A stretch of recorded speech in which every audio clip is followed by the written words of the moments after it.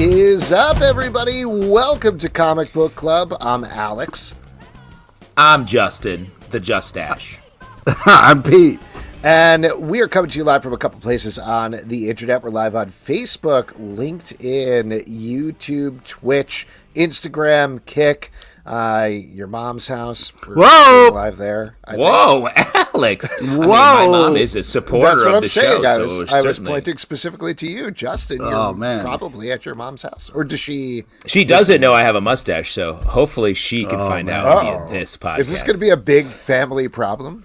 A stash problem? It's a life problem. Here's what happened. I played a Gallagher, or a haunted Gallagher named Gulager, in a Character's Welcome show on Halloween night. Fun. As you might imagine, I smashed a lot of different watermelons. It was great. I was like, I'm shaving a mustache to my wife. She was like, no, please no, as if I was saying I'm killing our beloved family pet. Right. I come back after the show. She looks at me and says, it's starting to grow on me. Ah! I'm a little worried. It's stash effect. Yeah, it's hitting too hard. Well, if you want to see Justin keep the mustache, you can always pledge at patreon.com/comicbookclub. And that's a great segue because, which I keep complimenting my own segues, I'm doing a great job here, so... Otis Larson. We should say that more often. Hold on. Okay, Pete's champing at the bit here. Once a month, we give a little tribute to our Patreon supporters at patreon.com/comicbookclub at the $5 and up level. Do a little thank you by reading their names. So we're going to kick it off. Pete, if it's okay, I wanted to change it up this month, and I'll go first, then you, then Justin. Does that sound okay? Okay, great, yeah. All right, great. Thanks. Otis Larson. Aaron C. Hollis. You forgot. I said it. And Otis got double billing at the top. Aaron Flo. Adam DeRose. Adam Henson. Adam Marks. Adriel Moreland. Alana Fontenot. Andrew Primo. Andrew Tillman. Estravis. Bad guys. Oops, sorry. I forgot the order now. Holy shit. This is more of a disaster than even possible. Bad guys. Beer Cat PhD. Bradley Hanson. Carrie Matthews. Chad Brecky. Chad Post. Chen Small. Christina Jaramillo. Christina Rensfield. Chris Terlizzi. Clemens Luer. Corey Chachet. Corey. Corey Smoker. Dakota Juede. Dan Snow. Daniel Cabral. Daniel Fuentes. Rounding out the Danny block with Danny Heck. Darren Tupots. David McKay. Dennis Scott. Derek Maynard. Doug Sodawape. Doug W. Dylan L.J. Eduardo Martinez. Elliot French. Emmett M. Enrique Chumbes. Gary Meyer. Gerard DeVier. Ian Rady. Isaac Carter. JG. Jake Fry. James Connolly. Jaron Townsend. Jason Donahue. Jeffrey Whaley. Joe Benton. John Henderson. John Manuel. Jonathan Jong. Josh Wright. Joshua W. Broxson. Joshua Wigler. Kelby. Kevin Kleinrock. Kieran Broderick. Lance Kaminsky. Liwana Thomas. Luke Asink. Mad Max Pliskin. So nice, it's Matt Tice. Matthew DePalma. Matthew Schofield. Matthew Taylor. Max Baker. Michael McAuliffe. Michael Tillman. Nathan Hall. Nelson Kelso Martinez. Nick G. Nick Grayson. Omnia Soul Art. Oren Dix. Orlando Kelly Jr. Pedro A. Rangel. Uh-oh, someone call the provocative ambulance. I'm sorry, the patient died. It's time to call Rev Mikey. Ricky Smith. That got dark and weird. Robert Pettinato. Roxanne Tyler, hope you're enjoying the show and mom. your son's mustache. Sorry about this mustache, Mom. Russ Burlingame. Sam Lim. Sarah Schottmuller. Saunter. Scary Stuff Podcast. Ooh. Scott Carpenter. Scott England. Severin. Stanley. Steve Hunsberg, Taylor Bryan, The Big Flood, The 12 Bench, Tim Bubb, Troy Milano, Victor Perez, Will Buchanan, Will Diaz, W.M. Leach. Zachary Bachman. and Zika's Viral Comics. Thank you, everybody, for supporting us. We appreciate it. Truly, we could not do this show without you. It costs a lot of money to do, and we appreciate every hard-earned dollar that you send our way. We really do appreciate A it. lot Yeah, of for fresh real. names out there, and we're happy to see them. Yes. Sincerely, it is great. If you would like to support us, $2 and up, you get access to our back catalog of podcasts going all the way back to 2011. You get access to our very active, very fun Discord. I'll note one of the things we've been talking about in the Discord this past week is starting, you're not going to believe this, some sort of comic book club where we talk about a graphic novel a month. So, we're... Can't wait. I'm very excited for that. That sounds insane. I know, who would do something like that. Yeah. So if any of that stuff interests you, again, patreon.com/comic book club. I also want to do a shout out in particular to one member of our Patreon, one of our supporters, who I forgot to give a shout out to. Stray Bullies? No, not Stray Bullies, but I did want to give a shout out. I always give a shout out to him. But Enrique Chumbas, who came by the table at Baltimore and hung out for a while. Oh, nice. It was Oh, that's really good awesome. seeing him. We saw Enrique, I believe, a previous year we were down there. Yes, we did. And his son was along and hanging out with his own friends and mostly ignoring him. Nice. So nice to hang out with the him best. a bunch. And he gave me a little compliment on how me and Justin pronounce his name. Oh, Yeah. Anybody else compliment about the name? Just a big Just the two of up us? to me and Justin. Yeah, absolutely. Just he was like, you guys nailed it. Interesting. oops-a daisy. He didn't have a problem with it. Very cool dude. Nice hang out with him. And we've got another cool dude on the show Hey. for you this evening. He is the writer of the Author Immortal, which is out from Image Comics. Issue number 2 is coming out next week on November 12th. Ladies and gentlemen, Frank J. Barbiere. Frank, welcome. Hey, welcome to the show. Hey. I was hiding in the backstage and wanted to talk about everything you guys were talking about. Jokes on the Catch up. names, everything. Yeah. There was like Danny 2 something, and I was really hoping the next backer was Danny 1 thing. But Or Danny 3. Take it up a notch. Yeah, exactly. That's good. Yeah, we're always heightening. And I should credit Frank with the Justache is him, and I will be saying that in my personal life. it isn't. It isn't me. It is. Yikes. Yikes is Frank, correct. let's chat about this book. As I mentioned, the first issue came out a little less than a month ago, and we really enjoyed it. We're really blown away by it. I heard you guys talk about it, and thank you so much for bringing it up. Ugh. And I will say, you had a very nice conversation. It was one of those moments where it's clearly a lot of stuff in the book. It was very hard to write a solicit for. I think it surprised a lot of people, but your read was like exactly what I wanted people to get from it. So I was like, Oh, great. maybe I'm not an idiot. Like, That's the best thing we can give back to our favorite Hey, creators. yeah, that's all I ask exactly. for in life. Just those small moments where I can feel not stupid. But Oh, man. Well, hopefully, let me throw you another moment that'll hopefully make you feel not stupid. So once a week on the show, we mentioned Stray Bullet before. His real name is Brett Macris. He runs a restaurant down in New Orleans called Shift.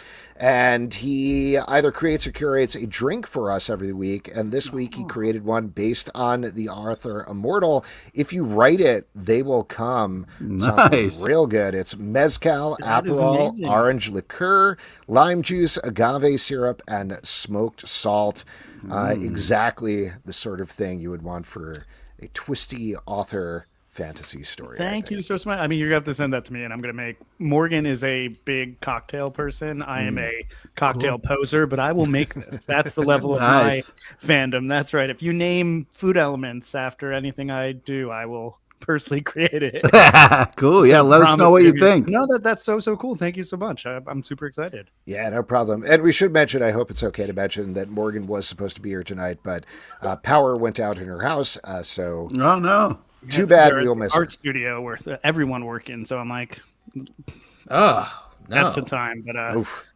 as I said, she is obviously a tremendous artist. I will praise her work a lot, so it'll be a little less awkward because she won't have to listen to me Praises upon her.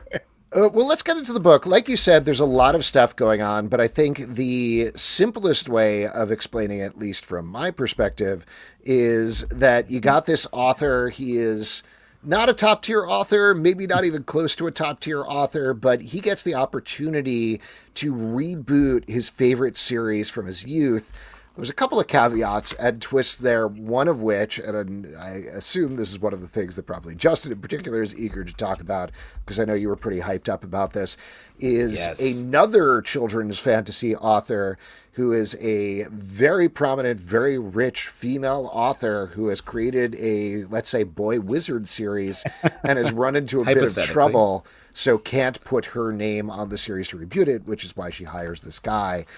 Just to start off with that, and Justin, you could please pick up where I'm leaving off, but yeah, go ahead, because I know you were pretty big on this plot point. I was so excited by the choices you made here, because it's the kind of premise, we've seen referencing the Harry Potter series in comics or other fantasy works. You see that a fair amount, but you leaned into the controversy. You leaned into the realness of it, and it was such a pleasure and a relaxing story moment to be like, yes, a thing. I leaned in so hard when I heard that. So I want to tell us how you got to that decision, and how was it to write that?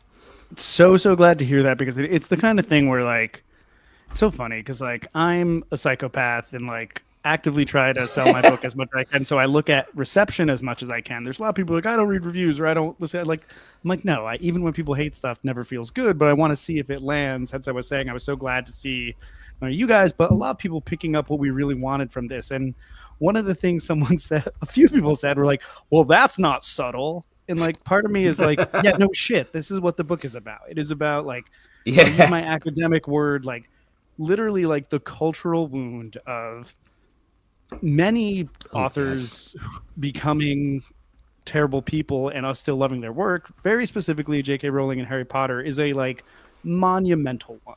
That is so big for, I think, my generation. I am 41, and I feel I just kind of missed Harry Potter by a smidge, but a lot of people my age really got into it. Obviously, the movies blew it up to a tremendous scope, and I've done so much research on it, and just this idea that it was that last cultural phenom. I feel I talked to my partner a lot about this, and it was one of the first early internet fandoms too. So everyone found each other, and it just exploded. And with the current status of J.K. Rowling, if you don't know, being a very prominent anti-trans activist or TERF and miserable human, in my opinion, who is actively taking money and using it to hurt other people, it has created this giant rift, and as both writers and readers of a whole generation of oh my god, this was a foundational work for a lot of people, holds a really big part of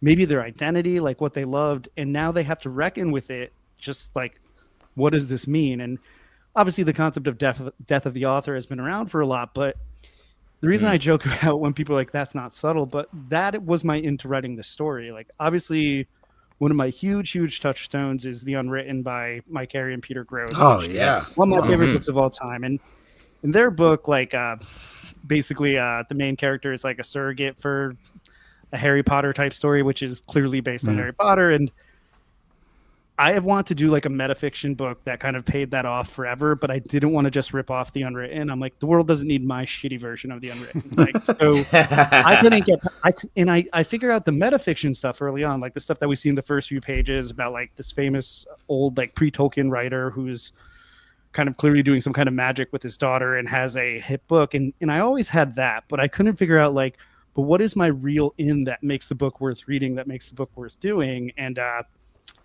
it really came together, one, when I met Morgan, because her work is so character focused and has such good acting, and just has it does. It really does. Beautiful just vibe to it that is so much unlike it. Again, I'll praise Morgan all day. I think she's a generational talent. So if anything, I'm hoping this book gets her work out in front of a ton of people. But it really just clicked when I'm oh wait, the missing part is what if this book is about a famous writer who makes a deal with the devil and then fucks it up because they get canceled.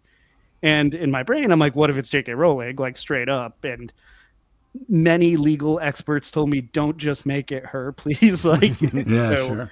and again, it's not just her. Obviously, there's some recognizable tongue-in-cheek, not subtle references, but just this idea. There's many authors, like Orson Scott Card was a big one, and this has not been going on. Obviously, Neil Gaiman is a very prominent figure who has now betrayed many, many fans. Hector is not a stand-in for Neil Gaiman. That happened after we created the book, funny enough, but there are parallels there, obviously.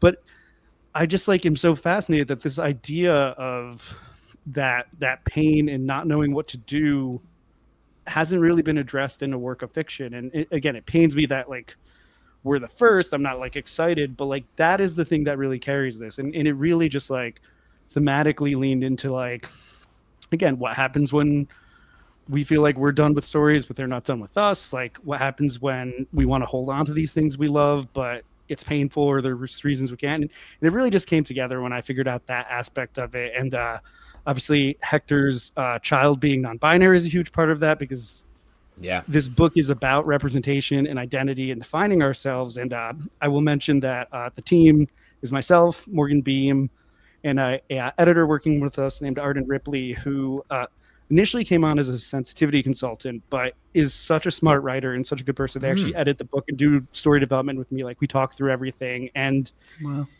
really just want to make sure that we're projecting like representation in a great place, because this comes from a very honest place in my heart of knowing just so many people in my life who are both queer and otherwise who've been hurt by this and just don't know how to process. And the book is not going to give you the answer, but it's going to deal with it, because there's many, many levels here. And it's not going to be as pedantic as telling people, oh, go burn books by author XYZ and feel better. But just the thematic lines that kind of have been drawn here now, because it's in almost like every layer of the story. It's been a joy to work on and kind of discover new ways to kind of work it in as we unfold as well. That's my TED talk, I guess, up front. I'm like looking at the clock. We go up 40 minutes here, but anyway, that's kind of where it comes from, if that makes sense. And truly, it was like, I have not done comics in a bit. I feel like last time we talked was when I did Astonishing Times, which was a coloring book, but this book is my like weird bucket list book, because coming back into mainstream comics, like some people had said to me, like, well, you should write the one book you feel like you always want to write. So I had to do a lot of soul searching. Hence I started with like, I always wanted to do like a cool, smart metafiction book that I never thought I was like comfortable enough doing, because there's elements of that in Five Ghosts, but Five Ghosts was my first book, which is much more just an action book, but like obviously like so great. Informed by a lot of that stuff. But this is me just like going for it. Like this is the last comic I make. I'll know that we kind of left it all on the table. So that's just also my I'm not here to just like disappear after 4 issues. I say like we want to do 60 issues. Like this is meant to be like those Vertigo books that I used to love, like a fat like ongoing series that has a really long run and hopefully keeps with us. Issue 1 is only out right now. We've had good pickup, but like I'm going to be very loud about this, obnoxious, because we need to find the readership to kind of keep that going. But we think that it appeals to a lot of people, whether they're lapsed comic fans, people who are fantasy fans, kind of aging up out of YA into hopefully comics. And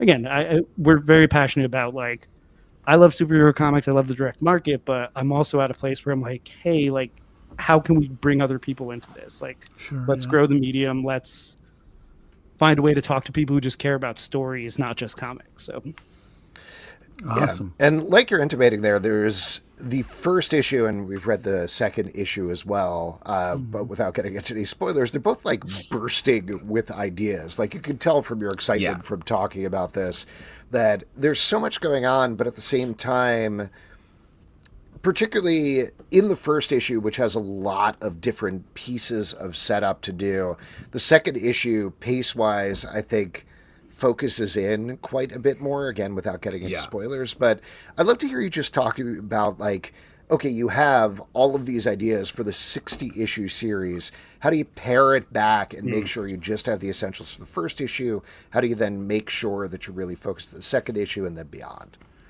So I have a lot of big feelings about writing academically. Like I've been a writing teacher as long as I've been a professional writer, and like going on 20 years now. And like I love the medium of comics so much, but there is a lot of tension in the fact that 22 pages is not a lot of space. And that's why I'm always adamant with my creator-owned work to try to do double-size first issues, because like I feel like people need to see a lot to get hooked. I often joke that honestly, the first 5 pages of most creator-owned comics is probably the pitch, and that's why they're normally action scenes, because they're pitching the book. Creators are pitching the book like this.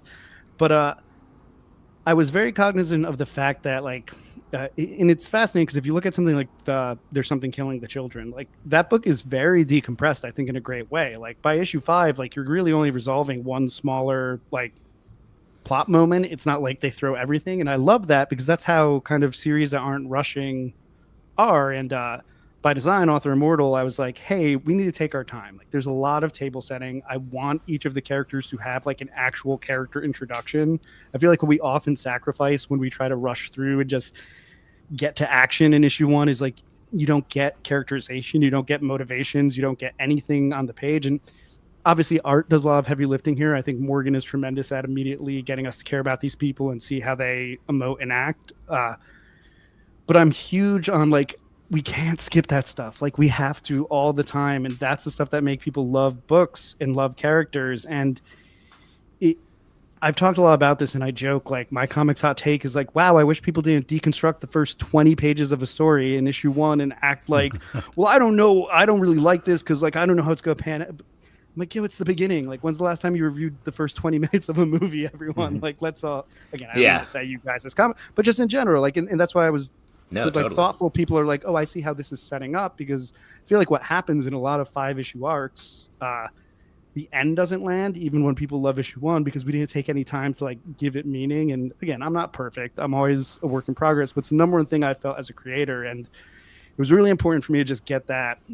character centric stuff in issue 1, as well as one of my favorite books of all time. I'm not shy about the stuff I love that I really want to infuse is Lock and Key. I love Lock and Key so much. Talking to the right guys. It's fun. It's funny because my brother read my book and was like, oh, this feels a lot like Lock and Key. I'm like, oh yeah, like I really did like think of the vibe there. But moving into issue 2, like I think it's a huge spoilers there. Book has an element of like portal fantasy with like a story world within the world. I joke that like the shitty version of our book, like they would have been the story world on page 5. And like I see, and that's not writers' faults when that happens. Like sometimes they just feel like they have to get there. But I wanted to show like just the levels of conflict we have. We have like the mystery of the past with like E.L. Vossler. We have Hector's current like shitty life situation. We have Al's life situation. We have Luckwell's life situation. And then we have the whole isekai world, like where something else is going on completely. And I'm really happy with how we balanced it. Like, I hope it works with the audience. But now, like that we're there, issue 2, like issue 2 has like an action scene, which is nice. And not that the beginning had a little bit, but I remember Morgan was even telling me like when drawing it, like, oh, should we like really embellish the fight with like the Ink Angels at the end, like more so there's more action? I'm like, we can't go over where we're already at. Like 40 pages is a lot. I think people will get it and leave them hungry because again, one of the conceits of the book that might be a little bit of a spoiler, but going back to like what like really fascinated me is like we have a story within the story, and I love this idea of a character for all intents and purposes was supposed to be this like altruistic, pure little girl mage, is now, when our characters enter the world of the story, a kind of fucked up barbarian. And like, what does that mean? Like what happened within the story? Like, how does that subvert like the expectation of that identity? Why are they like this?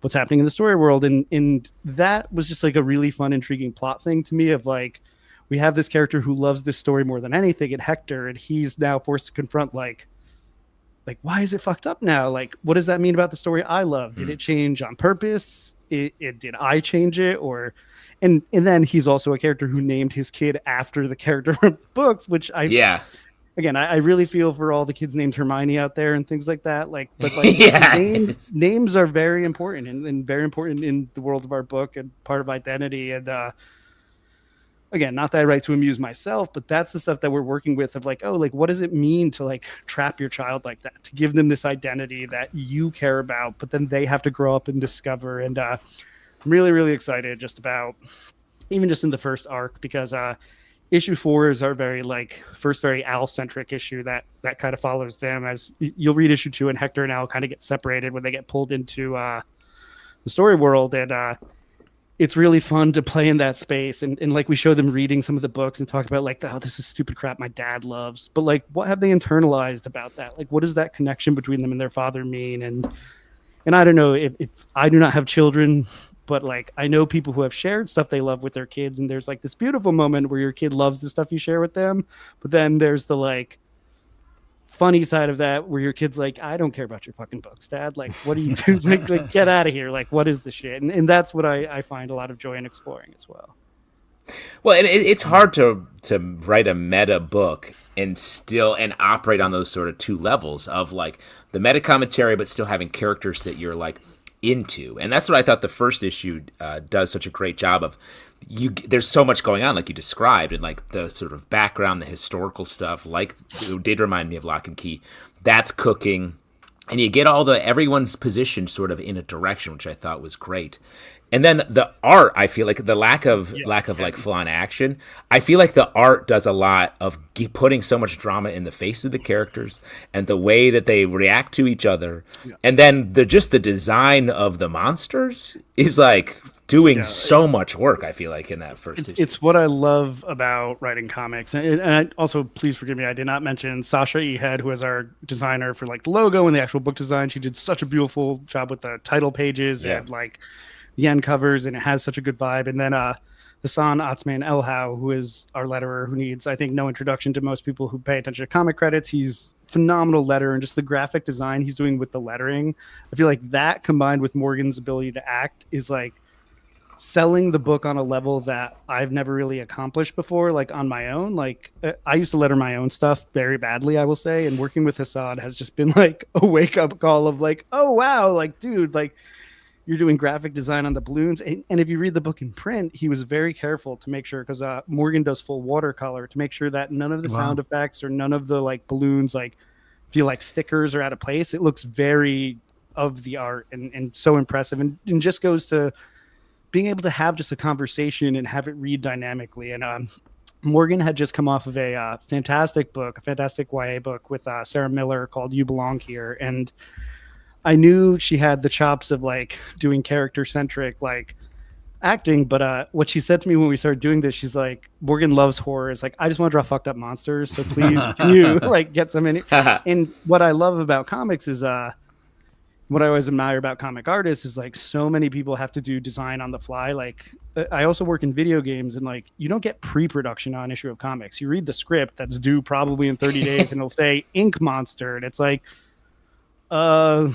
guess I'm gonna come up with an ink monster right now. And I even had pulled Morgan aside, because this is a creator-owned book and we're taking our time. I'm like, if we need to do like pre-pro on stuff, if you want to like do some precursory designs, she was like, no, I'll just take it as it comes. And I describe it that like when I write, I don't try to overly visualize. Like I write full script, but like so I'll write like panel 1, this happened, panel 2, blah blah. And like maybe generally like if I have a layout idea, but not so much. And even like, so we have like a wizard figure who is non-creatively referred to as like the great wizard, or the grand wizard. No, not the grand wizard, the great wizard in our book. Oh, interesting. Careful now. That's Yeah, interesting. okay. Frank. Not going there. It's getting more meta. But when I was writing that, like I swear I just saw like shitty Gandalf in my head, and you see him on page 2 of or page 1 of the second issue, and Morgan did this beautiful design where he has like a veil of like beads and great robes, and I love that surprise as a writer, like letting an artist kind of interpret what you're writing and create the world with you. And same with like the ink creatures are like ink angels, I referred to them as, and Morgan just took that to a new place. And we have like there's like a fucked up bird in issue 2 that's fantastic, that I think I referred to just as fucked up bird in the script. And there's again, the covers are available for solicit. Sorry if this is a light spoiler, but we talk about a character called the Harlequin King, who is part of this fantasy world that we will see very soon. And in my mind, I just saw like a mime, and Morgan turned it into a creature design that is so fantastic and insane. And just like, I cannot credit her as co-creator of the book, and obviously just doing so much interesting visual work as well. And also taking it into a more horror place than I think I would have initially thought. And she's very much like, oh no, it's not a horror book. But then like, started to the cover for issue 5, and it's like, that's a horror cover, dude. Like, but I think that is like it is very much in this like dark fantasy horror space that I think also makes it feel a little more unique. Like, we wanted the idea of the story world we're in is not the Harry Potter analog. We're not going to explore that in our world. Like, obviously, like, this character, Deborah Luckwell, invented a book that has a stand-in for Harry Potter, but where something like The Unwritten really dives into that, he has like Tommy Taylor. Like, I wanted to do, hey, there was a pre-Tolkien fantasy author who had this whole fantasy world that's been forgotten, and it's very very just like almost like more like Dark Crystal-y than say like Tolkien ripoff or anything like that. And Morgan's done a tremendous job of making it feel very much of its own thing, and that's the fun for us, where we have our story within the story that gives us kind of like infinite room to play with. And just like, I'm a huge fantasy reader too. I love fantasy tropes, and clearly our fantasy world is a little messed up for story reasons, and it's been fun to really sit down and I think I'm just talking and talking. Thank you guys for being patient. No, that's great. It's great. That's cool. We love having a guest that just goes. Yeah. I will say, give me the red light if we're hitting time. But last thing I will say on this thought is the number one thing that I am, as someone who is very conscious of how my work is received, and I've been fortunate to a lot of creator-owned work, the only thing anyone can ever say about my work that really kills me is, one, the dialogue's bad, which early on it was. So sorry, y'all. I was learning on the page. And two, this feels generic. Like, because when someone says this feels generic, like, even if it's a subjective opinion, that makes me feel like, oh shit, were we lazy? Like, did we go to the first idea? Did we pace this in a way that isn't exciting? And I've done more world building and pre-writing because I want to make sure we had enough meat on the bone to actually go long on this. And it really came together. And the big thing for me is like, I love the single issue comic book reading experience. The like dorky back of the box, like quote I will say is like, I used to like read my comics in the car because I was so fucking excited to see what was happening, like in Saga and things like that. And I'm like, I want this book to feel like a book you want to read in the car on the ride home. Like, and I want you to While read you're it driving. single issues. Yeah. Get in the back seat. Yeah, That is passionate. Brake right on the gas. Yeah, just but you can figure it out. I mean, you have Teslas, right? Have people? a Like, broom. What? You're steering from the back seat. But no, and just this idea of really celebrating the single issue as like a good story unit, and not just feeling like we're quote writing for the trade, which I know sometimes is a criticism, and certainly we all are in some ways, but just being very cognizant of making sure the book is unexpected. It is something cool every issue. And I know this is something that I think like Snyder has done really well in Absolute Batman. And he talks about very clearly, like, hey, like remembering like people are showing up like monthly in small units, and like they want an issue to feel substantive. And I think it's important for us to keep that in mind as creators, that like you want to write for the issue, not the trade, especially if you want to be a book that is in the direct market and picked up monthly by fans. We got a couple of questions here in the comments I want to throw out at you. Derek Mainhart says, JT kind of addressed it, but what are the pitfalls of writing in a meta vein? So it's interesting because like I feel like more of the meta element of the book is under my control because it's meta for a book within a book. With the real world, like author like rolling analog, like that stuff is kind of easy because like for me it was just like, oh, like people will get it, like even if we didn't go like. And it's interesting because as I said, there's some people who are like, oh, you're gonna get sued. I'm like, dude, like having like a rich white lady who is canceled is not like, that's not defamatory. Like we're not like doing anything. Have you watched crazy. Television? Any Nicole Kidman roles? And also, that's out there. And also, like, she'll be okay, man. She's fucking rich. Like, she can deal with it. Like, people are entitled to opinions. And in that stuff, though, the one thing I don't want it to do, which I can say, like, the pitfall of writing is, like, have people assume that it's there for shock value or just, like, to be coy or anything. Because this is, like the book is about death of the author. It's about, like, the idea of, like, like, what do you honestly do? And even our main character, Hector, like, he knows better. Like, he loves his kid. His kid is actively, their identity is not a secret. And they say it at issue 1, like, oh, so you're just going to work for someone who doesn't want me to exist? Like, fucking awesome, dad. And like, that's real pain that people are struggling with. Like, people are working on many products, like, sponsored by people they don't want to work for. And there's a real pain there. And for me, it adds like a layer of interest that we can actually discuss and maybe make people think, and more so than the people who kind of already know, but like to give like someone who is not maybe as deep in this conversation to, if they can read this book and understand like, oh, this is why that's hurting people, like that is huge for us. And not that we're trying to be didactic or preachy, but just give you someone who you hope we care about in the book and show like, oh, wow, like this is happening in the real world. And I can empathize with this. And again, that's what I think stories are for. Well, and I love that side of it, but the other side of it that I feel like is in there is sort of ownership of story. And I feel like that's such a new thing in the last, 20 years. I feel like fans feel like they own the story, and then when the death of the author, yes, but just how the story changes or is perverted is you change, or it's like, this isn't the right to the story. It's like, you just read it. The author's the one that writes it. What are you talking about?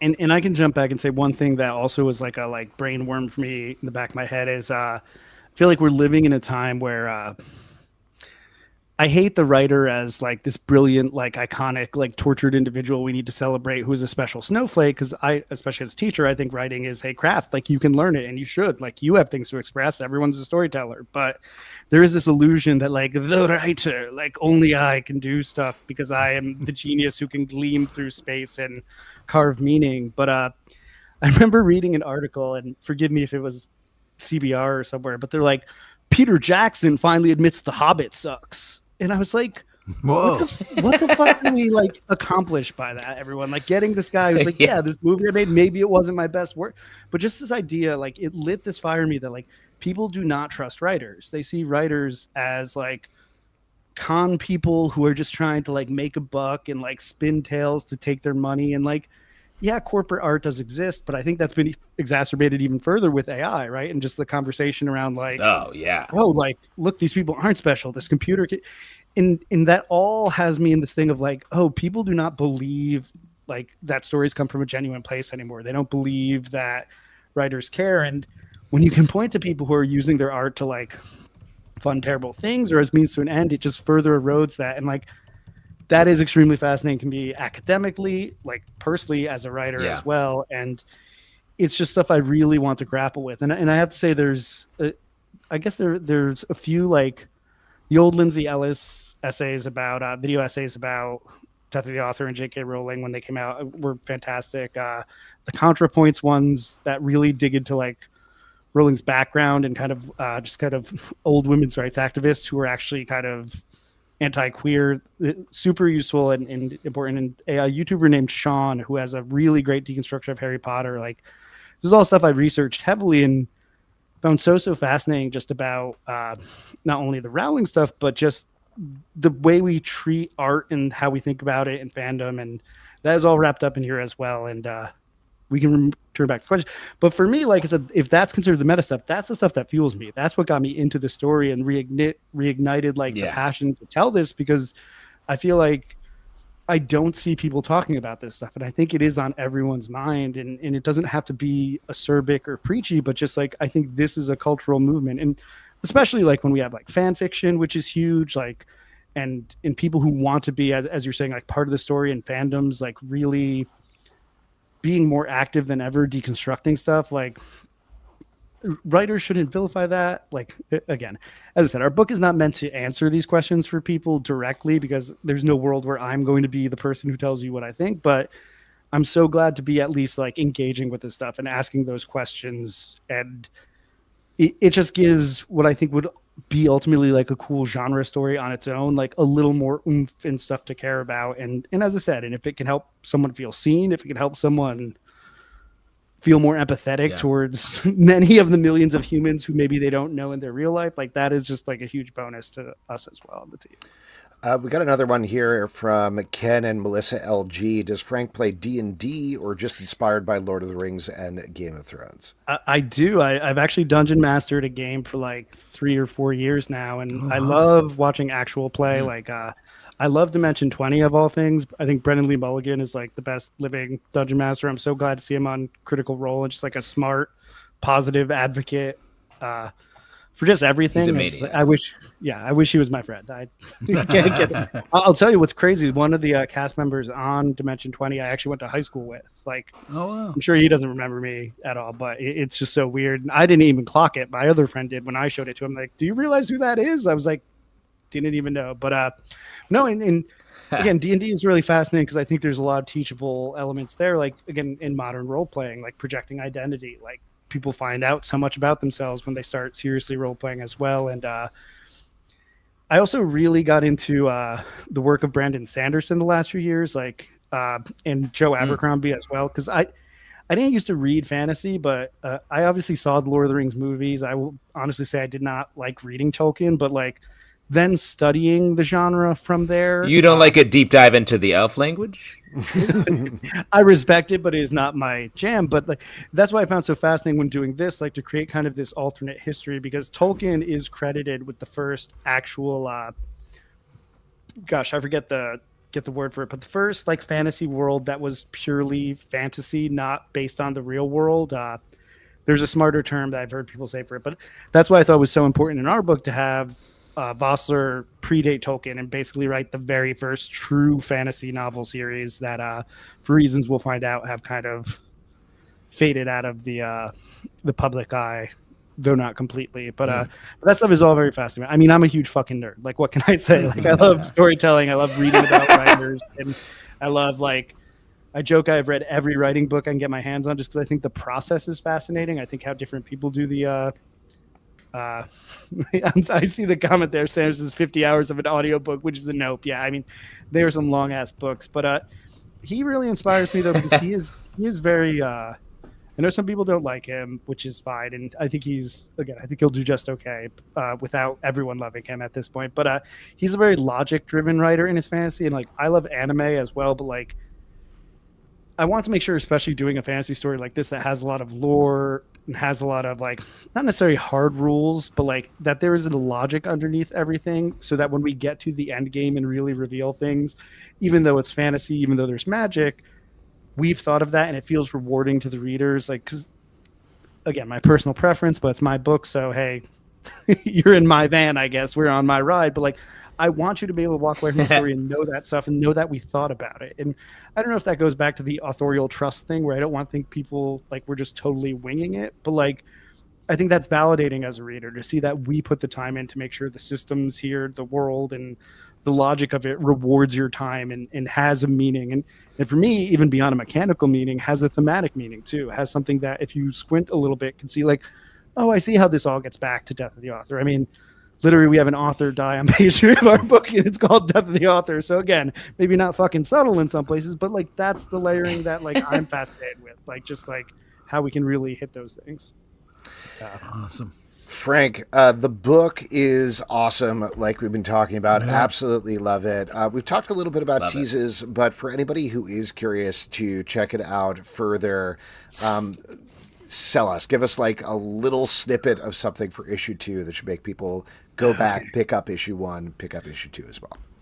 So yes, issue 2, we straight on jump into our kind of story world, our book within a book, and we immediately get to meet our barbarian character, Alethea, who is brutal, brusque, funny in their own way that they are a book character who don't know they're a book character, and dealing with this fantasy world that is actively falling apart. And we get to see our normal-ass character, Hector, who, for all intents and purposes, is a weakling adjunct professor, deal with a extra-worldly threat, and get to know this new character who, as I said, the meta layer being like, oh, wait, this character was supposed to be Hermione, and now they're Conan the Barbarian. What the fuck happened here? And I think that's, at least for me, a fun, intriguing setup. And just like more of this mystery of how did the world get this way? Like, what does it mean? What did this famous author do that she can't write anymore, that she's trying to reboot these books, and like why these books, like why is this the series that she's after? And And then also just our character Al, Hector's kid, who is a great character who clearly is also at the central crux of our story. Like, how are they going to deal with this? And just that idea of like, okay, like, how would you feel if you were suddenly in the world of your favorite story and things didn't add up? So beyond the like magic level of like, oh man, I've been isekai'd, but then like also why is it fucked up? Like that's where we're at with that. Awesome. Frank, congratulations again on the book. Pleasure chatting with you. Have a great night. Thank you guys so much. Yeah, thank you for giving me a place to talk about it. Oh, for sure. All right, talk soon. Take care. Anytime. All right, there we go. Once again, the book is called The Author Immortal. The first issue is out now. You definitely should pick it up. Find it, demand it at your local comic book shop. And issue 2, as we mentioned, will be out from Image Comics. Demand it on November 12th.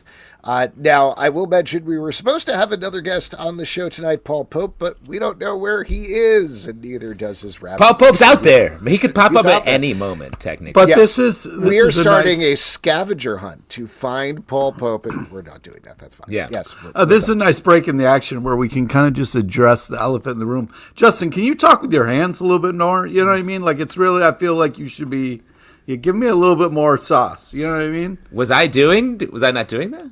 No, I just feel with the mustache, I need more hands. You know what I mean? You need more, dude. Like, give me, like Super come on, Mario? Wear the mustache. You know what I mean? Like, give me, yeah. Can you talk about how you make the marinara? I'm not wearing this. This came out of my body. Can you talk a little bit about what's going wrong with the carburetor or something? Come on, man. Use the stash. I mean, first of all, this is very ethically broad. Second of all, Pete, I think you are Justin's Wario, but go ahead, Justin. Yes, that's definitely true. Always has been true. I'm not Italian, so I can't fully claim this is some sort of Italian mustache. This is a vaguely Canadian stash, I think. It's too wide. So should you be on a horse? Tell me what kind of mustache this is. I need help. And it's the one that happened. And Straight Bull in the comments, can Justin smash a watermelon for us? Yes, I can. I can do that. Wow. We're jumping ahead already. So much I'm going to just officially segue us, if that's okay, into our next section, which is audience questions. Woo! And it's my favorite part of the show because it's the questions you make up. Drop some questions in the comments, as is already happening or getting asked by Pete. Real quick, before we move on, what are you guys drinking tonight? Justin, having a nice wine? Yeah, some wine. Like? What is the mustache drinking tonight? GV Gruner, a little Gruner Veltliner. Awesome. Pete, lovely. Pete, I don't have a garage, but I still drink the beer. Great. Did you watch their new Predator movie? Yes, of course. I watched everything. That was the Predator hilarious. Hunts and kills Jason Kelsey. Is that correct? Yeah. Great. Finally, someone did it. Finally. Great. Sorry to I hate to break it to you, but they become friends at the end. We got a question here. Pablo says, Paul Pope is not here. Here's the thing. If you're watching live, Paul Pope is somewhere around here. He's somewhere. Take a look if you can find him. Yeah, tell him he should be here, and then hopefully he'll show up. Someone said he's in a car. In these. Oh, he's stuck in traffic, says it came from the radio. So I don't know how they know that, but maybe. Wow, this is a very off-comics question, but I'll bring it up anyway. It came from the radio. Says, did you hear about that Susan Somers AI clone bot? What are Suzanne your thoughts about Summers, that? Alex. Suzanne Summers. I'm sorry. I have a cold. Yeah, good. Wow, really quick to go to that. Yep. I'm cold. I'm paraphrasing the headline here, but I did see this headline come up, and it was crazy because her husband was like, I can't tell the difference. And I immediately texted that to my wife and be like, I just wanted to let you know that if you ever die and we make an AI clone bot of you, I will be able to tell the difference. Oh, that's really nice. How does that rank on the most romantic things, Alex? Yeah, exactly. Is it high up there? She was like most romantic. She was like number one. Wow. Nothing has topped that. Not even your proposal. Yeah. Well, he had an proposal AI. Was also, right? It was AI, yeah. Very early. It was Clippy, I think, back then, though. Oh, Clippy wow. was like, hey, better propose, bro. Looks like you want to get married. I was working on a job today, and the deck we got. Wait. Did you do any moseying when you were working at your job today? Did you do any no, but I kind of was like, ashamed that I had to go on a Zoom with people who didn't know me, and I had this mustache. I can't imagine like you running a meeting with that mustache, because I would just be looking at you going like, I can't take anything this guy says seriously. Yeah, but some people don't know me not having this mustache, so they're like, "This guy this is just normal. He looks like Magnum PI if he went into podcasting." No, I don't have a curling mustache. What I was about to say is that the deck we were working on, the draft was written by AI, and it was nonsensical. It was absolute trash. So, like, I don't know how anyone could be like, my wife is the same as AI. Crazy. The whole thing's crazy. Don't make AI clone bots. I don't know. Did we talk about the Stan Lee AI bot that they did as well, which they charge people to spend time with? I don't know if you guys saw the video of that, but they were also trumping that up as like, yeah, I've known Stan for years, and it's just like having him really here. Watching it is not like having him here. The body doesn't move. The mouth is like, and it's spitting back things that, like, it's essentially his words, but, like, we met him, we've interviewed him. There was no life to that thing. Like, it was just like this dead computer program that you might as well just playing old clips of Stan, because that's going to be much better. I don't know. This whole thing's... And he said a lot of the same stuff anyway, so... Exactly. Straight Bullet says, as the resident Adventure Time fan, has Justin watched the new Fiona and Cake episodes? I haven't, but it's queued up next. I'm trying to catch up on The Chair Company, the new Rachel Sennett show on HBO, and Fiona and Cake. Ramsey Hassan says, if you are EIC of Marvel, how would you fix them to compete, presumably, with DC's hot streak? Ooh. Great question. I feel like this is one we've been covering a little bit on the stack, because that's been top of mind for me, especially since both companies have these massive crossovers, multiple crossovers sort of happening all at the same time. And it just feels like, to answer the question, I think Marvel should just like have more cohesion to their universe. I feel like all these separate, from Imperial to One World Under Doom to Age of Revelation, everything feels not even just so you're saying they got to herd but the in cattle. Conflict. You just got to herd the cattle. Herd the cats. Well, just be more aspirational. Have some bigger ideas over there from the House of Ideas, and take us to a larger place that feels a little more fresh. You know, just kind of work those. Cowboy? Yeah. Are you trying to do like a kneading dough thing? Is that what's going on? No, I'm just saying. I think he's moved on to cowboy. Yeah, he's now the cowboy mustache, so I'm just trying to work. You got to keep it consistent. Like, stick, if you said Italian first, you got to stick with Italian forever. I'm all over the place, man. You know what I mean? I know that. I'm trying to... Some would say mustache ride. You know what I mean? You're like the Marvel of this show. I think a couple of things that we've talked about on the stack. The biggest thing for me, the thing that is making DC succeed, is they are looking at the cohesion between the writing and the art in a very significant way, in a way that I don't think Marvel has. There's good artists in the stable at Marvel. I'm not slamming any of the artists at Marvel, but it feels like a lot of times when you're reading Marvel comics right now that you're reading a product that they jammed out to hit a monthly schedule. And granted, like, they are keeping the trains running on time on DC, and I think a lot of that is down to having really good editors behind the scenes as well as reliable writers and artists. But they are thinking about, like, what is something that we could do that is good that people are going to look at a couple of years from now and be like, this is still good, versus we had to hit our deadlines. And I know both of those things play into it. I know it's a business, but I'm a reader, and what I care about is my reading experience, not about monetarily how they're doing or anything like that. And I do think what Marvel needs to be thinking about doing is like what they've been kind of doing with the Ultimate line, which everybody generally really likes, is they're thinking about what's an interesting story to tell about these characters from a writing perspective. Let's match them with an artist that coheres with them really well and do something that is going to last on bookshelves for longer than just like hitting our monthly budget, and that's it.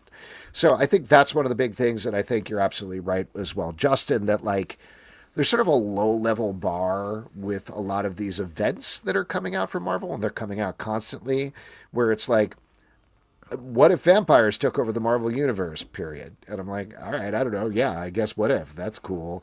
Or what if Doctor Doom took over the Marvel Universe, period? And then there's just like, there's not much more behind it. There's not much more heft. It doesn't really feel like anything. And that gets to the last thing I'll say, that I know, not to keep big upping Scott Snyder throughout the show, when Frank brought him up as well, but like, he's been a very big proponent. They were talking at New York Comic Con on the DCKO panel, how you handle events. I'm forgetting his 3 things that they broke down you have to do for events.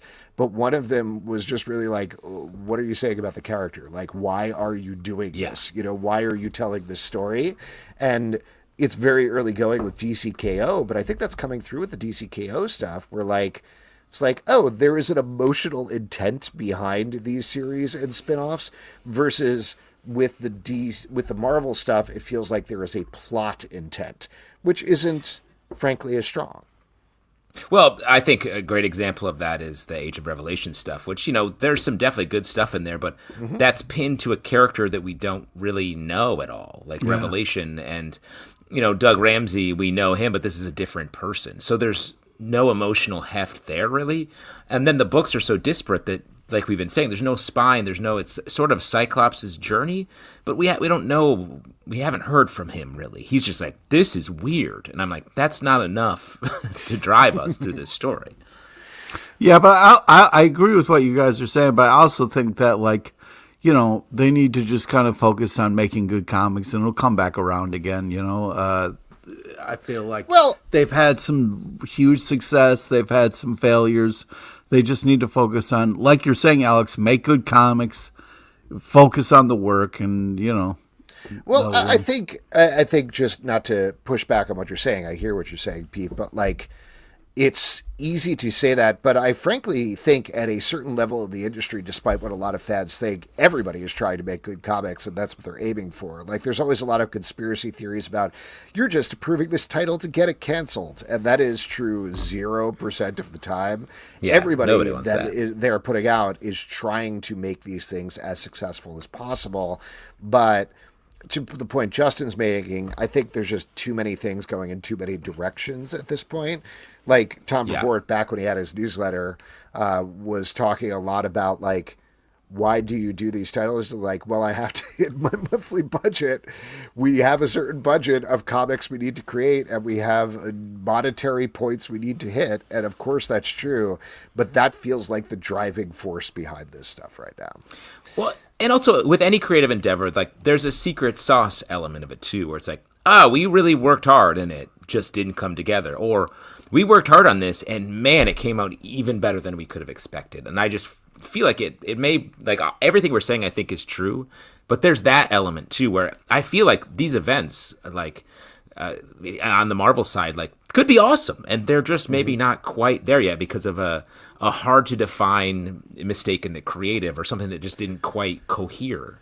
And that's it came from the radio, says nobody sets out to make a bad movie. That's right. Everyone's trying, but it just sometimes it's just like, we couldn't quite get it, you know? Mm-hmm.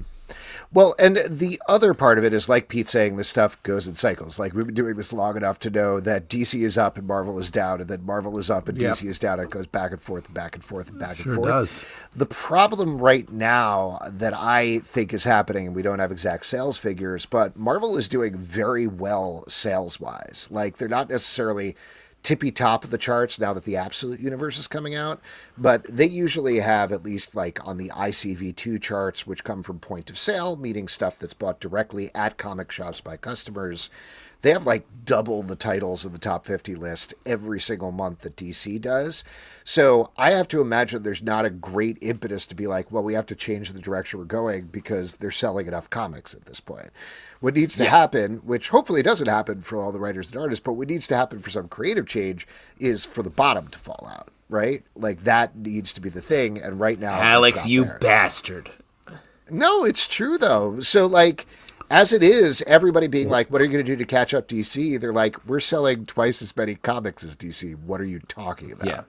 You know? So I don't know. We'll see. I don't think it's necessarily true to say the bottom has to fall out. I think there can be a, like, well, let's, from a creator like idea or creator push point of view, I'm sure those creators are like, well, people aren't loving our stories as much. I want these to be better. I want to personally be better.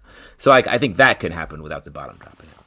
No, bottom has to drop out. Bubble burst. You. Derek Maynard says, who would win in a mayoral race, Zoran Madani or Wilson Fisk? I think we're seeing that play out right now. Already won. Right? Well, Andrew Cuomo does have a lot of. I mean, if you combined Curtis Lewa and Andrew Cuomo, you would have a Wilson Fisk, essentially. 100%. Absolutely. So that's a little bit what we're seeing literally right now tonight, as we're going to start getting poll results in an hour or so. Yeah. So we will see. Key TBD on that. Fisk is more of an Andre the Giant type. You know? So for size, yes, but have you watched Curtis Lewa at all? He has some real. Also, Wilson have you watched Fisk Andre the Giant? Yeah, I'm saying he's huge, man. Oh, he's okay. huge. All right, great. Stanley says, do you think the Predator and Alien universe is trending up or down? I think buy is my recommendation. What? Wow, interesting. You're saying buy the dip? No, Predator and Alien are going up. Now's the time to buy. I don't know how stocks work. Okay. Yeah, you clearly don't understand. So you're saying their stock is high, so you want to hold your shares, maybe. Oh, yeah. So hold your shares in Predator and Alien. Is that what I want to say? Yes, exactly. Hopefully you bought in early. Yes. We are going to be all living. We are going to be all living in a house together eventually, because there's no retirement in this trio. Oh, yikes. I think yes. Like, not even just. I think comics. They're in the Alien and Predator comics were never really a thing in the last 25 years. Maybe a little bit more so when the original movies were coming out. But I think way up the Alien Avengers crossover from like 6 months ago. I thought was awesome. Very fantastic story and art. And I think if you're talking about, other media like Alien Earth, the Predator, the Prey movie, and the other ones, the Killer of Killers, great stuff. Pete? Yeah, I agree. It's on the uptick. We're seeing a lot of great stuff come out for both, so it's been a blast. Yeah. Aside from comics, very excited for Badlands. Can't wait to see that. And also Alien Earth, fingers crossed it gets picked up for season 2. All right, why don't we move on to our next section? I thought Tillman had a fun bit there to share. I'd like to buy buy a snake draft, please. It is telling. I wish Alex invested all his money in a snake draft. Thinking in a snake, actually. I put all of my money, I save it in a snake. I put it in a snake. Yeah. You were fooled by a snake oil salesman, clearly. Derek Mainhart, my CBC portfolio is trending up. I wish that were true. But unfortunately, we're... One of you is about to make hand over fist from us because it's time to turn it over to Pete for trivia. All right. This is the part we give back to you, the lovely audience. It's an opportunity to win $25 free dollars in Midtown Comics online, because if you had $25, why wouldn't you go to a comic book shop? You know what I mean? Come on. Oh, man. Zen Man came in hot, saying me immediately. Zen Man coming from Twitch. Holding down the Twitch fork. Nice, yeah, Twitch. Hot tip, if you want to do trivia and you want to get on Twitch, because it is faster than anywhere else. It's a faster uptick. Michael Tillman calling it small nod to Dick Cheney. Legend. Oh, man.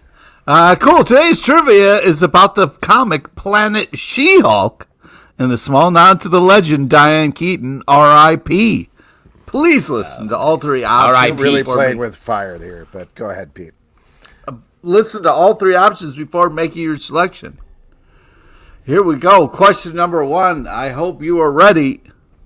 Who is writing this amazing comic, Planet She-Hulk? Is it A, Stephanie Phillips, B, I Wish Your Name Was Snake Plissken, C, Ben Diskin?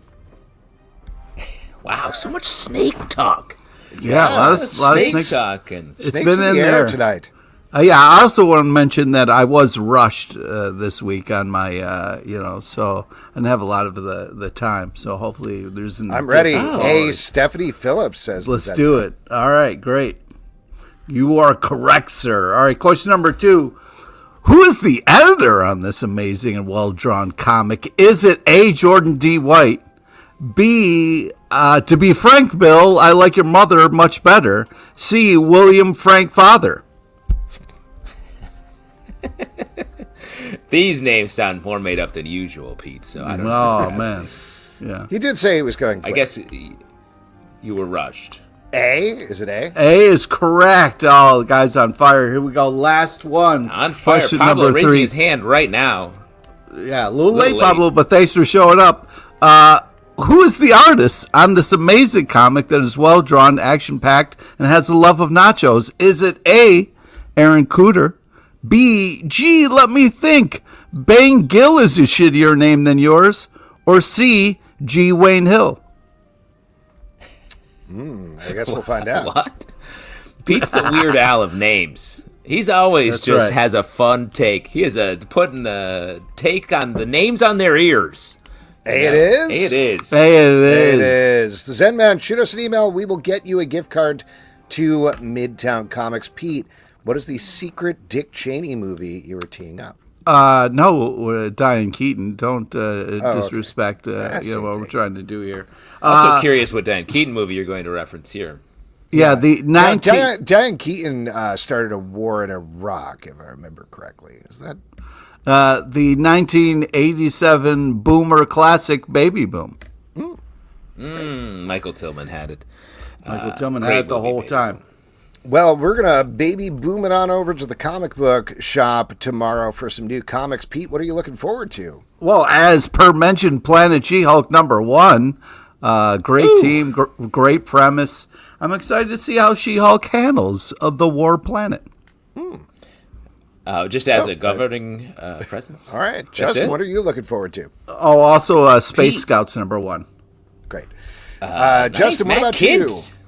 you? Yes, I will hype up Absolute Green Lantern #8 from DC Comics. We talked to Al Ewing back in New York Comic Con, and he got me excited about what he has coming up. I believe this is a brand new arc kicking off in this issue, so very excited about that. Also, let me throw it out for JSA #13, the Jeff Lemire. This is a new arc as well that is a very much an old Year One style story that, when it comes to JSA, that's perfectly what I want to see, and I've been really enjoying Jeff Lemire's work in this world. I'm really looking forward to Harley and Ivy, Life and Crimes #1. This is Erica interesting. Henderson writing and drawing the definitive origin of the love story between the two, which has never been told before, which is pretty shocking. So, It is There you go. shocking for the amount of time It's we have. weird. Then. Well, there's a whole it's crazy. history there you could get into, which we're at the end of the show, so we won't. But the other one that I'm looking forward to is Archie versus Minor Threats #3 from Dark Horse Comics and Archie of Comics. course. Has been a Come on, great bro. mashup between these two worlds so far. Excited to see how it continues. And folks, that is it for this week's show. We want to thank Frank Barbiere for coming on to talk about the Author Immortal. Check it out from Image Comics. Issue 2, as mentioned, is out November 12th. Next week on the show, Stuart Moore and Paul Cornell are going to be back Yes. to talk about the Marvel Age of Comics, a new book that they wrote along with our friend Chris Ryle, so that should be awesome. Comic Book Club Very fun. News, our daily news show, Monday through Friday, every day of the week. Patreon.com/Comic Book Club to support the show and all the shows we do, as well as getting ad-free versions of this show and all the shows we do. You can subscribe on Apple, Android, Spotify, or the app of your choice. Comic Book Club on Blue Sky, Comic Book Club Live on Instagram, TikTok, and Threads. comicbookclublive.com for this podcast and many more. Until next time, we'll see you at the Comic Book Club. Yeah. We'll get Paul Pope over here. We got to talk about this. Oh, come on, dude. Look at that Pope. Look at that. That's some fresh Pope right there. That's some fresh Pope. Sit on crappy couches and they let the secrets leak. And occasionally they let their special guest speak. So grab your written hammer and don't be late for it, 'cause their girlfriends can barely tolerate it. Comic Book Club. Comic Book Club. Comic Book Club.